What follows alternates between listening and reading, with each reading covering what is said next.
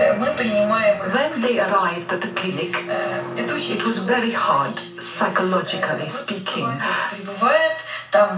They came straight from the airport. Almost all of them were young. They arrived during the latency period. They felt fine. They were all dressed alike, wearing the same pajamas. They were making jokes. But we already knew that a lot of them were going to die. 27 of them died quite quickly. They'd all received huge doses of radiation and were suffering from life-threatening burns. Несоразмеримой жизни, большие дозы облучения, и особенно большинство из этих людей имели несовместимую жизнь ожоги радиационные. For 15 years, only these first victims will be acknowledged by the authorities. But many more will confront the devastating consequences of radiation exposure because the massive battle to contain the catastrophe at Chernobyl has only just begun.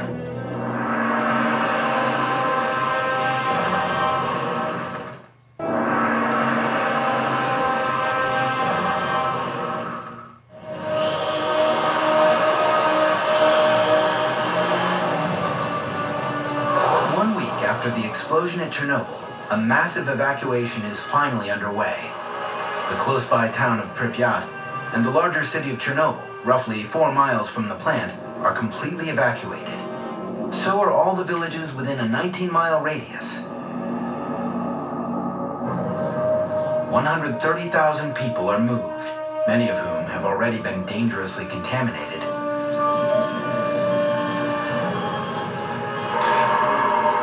An 1,150 square mile area along the border of Ukraine and Belarus is abruptly evacuated and isolated from the rest of the world.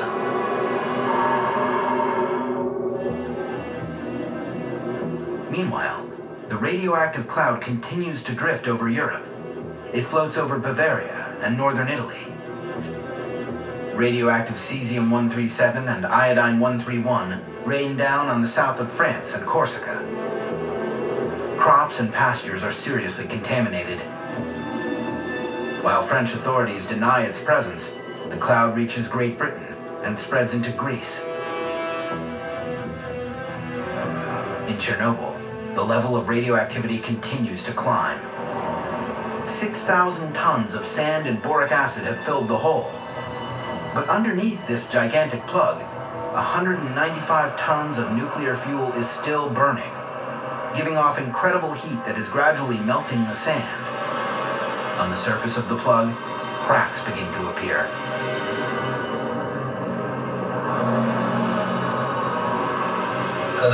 Once we plugged up the hole, the temperature started to rise. We were afraid because it could have caused another explosion. It was terrifying. Scientists came to take readings. They were very worried.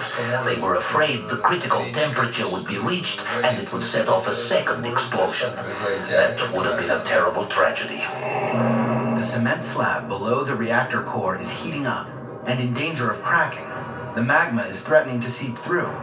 The water the firemen poured during the first hours of the disaster has pooled below the slab. If the radioactive magma makes contact with the water, it could set off a second explosion even more devastating than the first. The country's top experts are called into action. If the heat managed to crack the cement slab, only 1,400 kilograms of uranium and graphite mixture would have needed to hit the water to set off a new explosion. The ensuing chain reaction could set off an explosion comparable to a gigantic atomic bomb. Our experts studied the possibility and concluded that the explosion would have had a force of 3 to 5 megatons. Minsk, which is 320 kilometers from Chernobyl, would have been razed and Europe rendered uninhabitable. Если говорить о том, что We had to stop the process. и выбросы. Хорошо, что If it continued, Великий Борис. Это it would have been an enormous disaster, ядерная катастрофа. an enormous nuclear disaster. Катастрофа.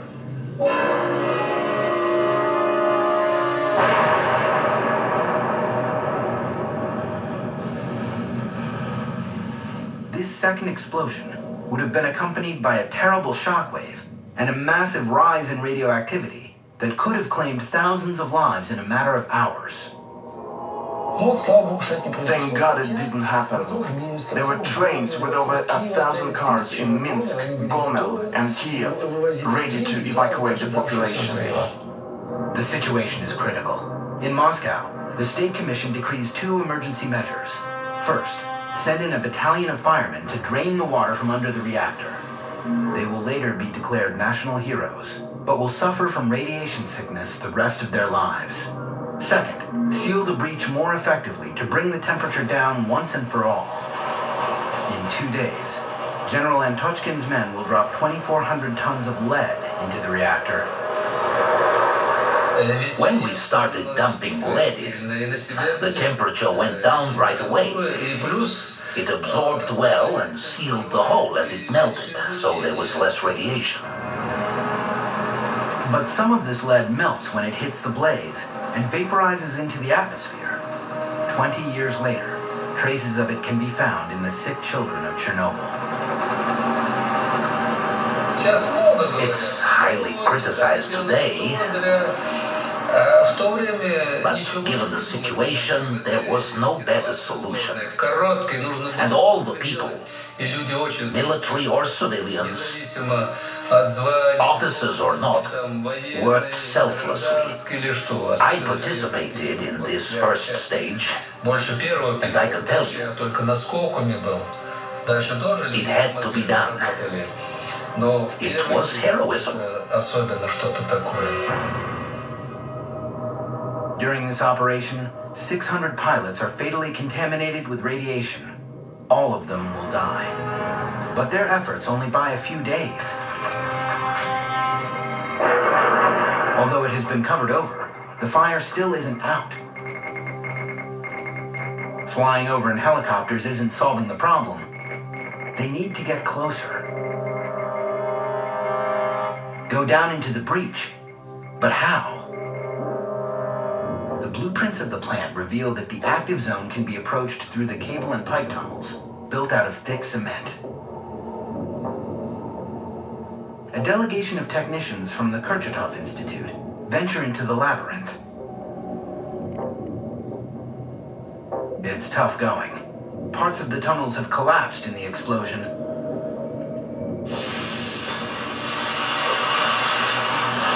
They pierce through the shell of the fourth reactor with a blowtorch and stick their radioactivity detectors and thermometers in, along with cameras. The result is terrifying. The radiation levels are astronomical, and their worst fears are confirmed. The white-hot magma has cracked the cement slab and seeped into the empty basin. It is now threatening to sink even further. There was a 5 to 10% risk of explosion. We drained the water from under the reactor, but something absolutely had to be done. Something had to be put underneath the reactor to keep the magma from seeping down. Something had to keep it from falling in. Nothing is stopping the magma from seeping even deeper into the sandy subsoil. And beneath the reactor lies a huge store of groundwater that supplies the entire country. A new operation is launched, the story of which has never fully been told. A daring attempt to burrow beneath the reactor that will eventually claim many more lives.